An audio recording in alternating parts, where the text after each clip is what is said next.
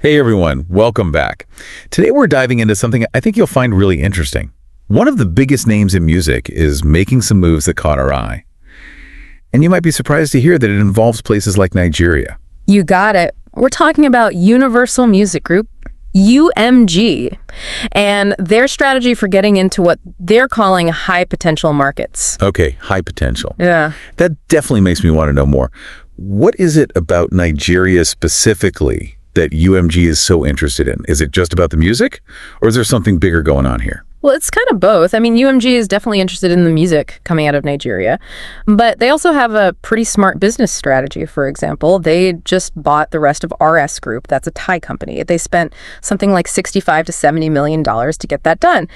And that's part of a bigger plan to expand into places where they think streaming is going to really take off. So UMG is betting that more and more people in these regions will be streaming music in the future. That's interesting. But why not just focus on the markets that are already established? What makes these other regions so special? It's all about potential. UMG is looking at places like China, India, Vietnam, Nigeria, of course, Indonesia, Thailand. They see a lot of potential in those places. It sounds like they're trying to get in early. Yeah. But how are they going to make all this happen? Are they just buying up whatever companies they can find? It's more complicated than that. They've got a three-part approach, what you might call triple-pronged. First, they're putting together A&R teams in these regions. Now, for those who might not be familiar with the music industry lingo, A&R stands for Artists and Repertoire. These are the people who find and develop new talent. So they're not just swooping in and taking over. It sounds like they're actually trying to help grow the local music scenes. Exactly. And that's where the second part of their approach comes in. UMG is using Virgin Music Group, that's their indie arm, to offer support to entrepreneurs and labels in those regions. It's about building relationships, not just coming in and telling everyone what to do. Okay, so they're building local A&R teams and supporting local entrepreneurs. What's the third part?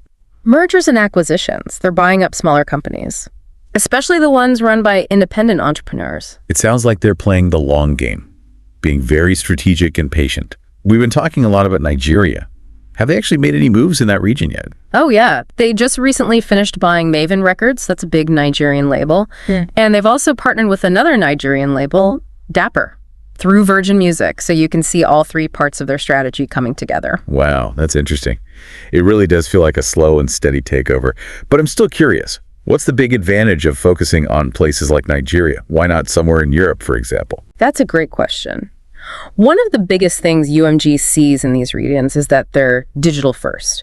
Now, what that means is that they haven't been shaped by the traditional music industry, the way more established markets have. They don't have all those old systems in place, which means they can be more flexible, adapt faster, and importantly, it costs less to operate. Okay, so lower costs make sense for UMG. Yeah. But wouldn't streaming subscriptions be cheaper in those regions too? How does that work? Yeah, you're right. Streaming subscriptions are usually priced lower in emerging markets. That reflects the economic situation there. But here's the thing. Even though each subscription might cost less, the number of potential subscribers is huge. So it's about reaching a massive audience. Exactly. And it's not just subscriber numbers. UMG also sees a chance for bigger profits when music from these regions goes global, to places with a higher average revenue per user, ARPU. So the song that becomes a hit in Nigeria could end up making even more money in places where subscriptions cost more. Exactly. They're not just investing in music, they're investing in a global cultural shift. This is really interesting. It's not just about the money. It's about the potential for music from different cultures to reach a wider audience. And that's what makes things really interesting. What kind of impact will this have on the music we all listen to? This has been so eye-opening. I had no idea that UMG was making these kinds of moves in places like Nigeria. It's definitely something to keep an eye on. UMG is making a big bet on the future of music.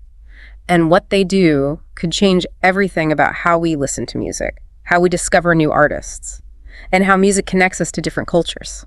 So for everyone listening out there, pay attention. You might be surprised where the next big hit comes from. And that gets to the heart of it all, really. This isn't just about UMG, it's about how the whole music industry is changing. Globalization, technology, all these things are reshaping music as we know it. Yeah, it's crazy to think that just a few decades ago, a Nigerian artist topping the charts in Europe or America, that was pretty much unheard of. Things have really changed. So for someone like me, always looking for new music to listen to. What does this all mean?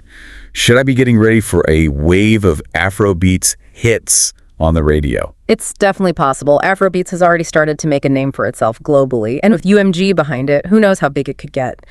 But it's not just about one genre. The exciting thing is that this opens up the possibility for so many different sounds and styles to reach a wider audience. So we could be hearing music from all over the world, genres and artists we might never have come across otherwise. Exactly. Think about it. Discovering a whole new musical landscape full of rhythms and melodies that are completely new to you. I love that about music, how it can transport you to different places and cultures. But I also wonder about the downsides. Could this lead to a situation where everything starts to sound the same? Will the pressure to appeal to a global audience make music from different regions lose its uniqueness? Yeah, that's a valid concern. There's always a risk that as music becomes more globalized, some of that local flavor gets lost, like the difference between authentic cuisine and a chain restaurant. Sometimes that mass-produced version just doesn't have the same soul. So how do we stop that from happening? How do we make sure that globalization doesn't come at the expense of cultural diversity in music? That's something that everyone involved in music needs to think about. Artists, labels, and even listeners. Artists need to stay true to their roots, but also be open to trying new things. Labels need to support artists' creativity and not try to force them into a generic sound just because it might sell better. And listeners, well, we need to be open to new experiences and seek out music that challenges us. It sounds like finding a balance is key, embracing the opportunities that come with globalization, but also protecting what makes music from different cultures so special. Exactly. And that's what makes this such an exciting time for music. We're seeing huge changes in how music is made, shared, and listened to. And nobody knows for sure what's going to happen. It's up to all of us to shape the future of music, to make sure it stays a diverse and vibrant mix of sounds and stories from all over the world. Well said. I think we've given everyone a lot to think about today. Thanks for joining us on this deep dive into the world of music and the exciting changes that are happening right now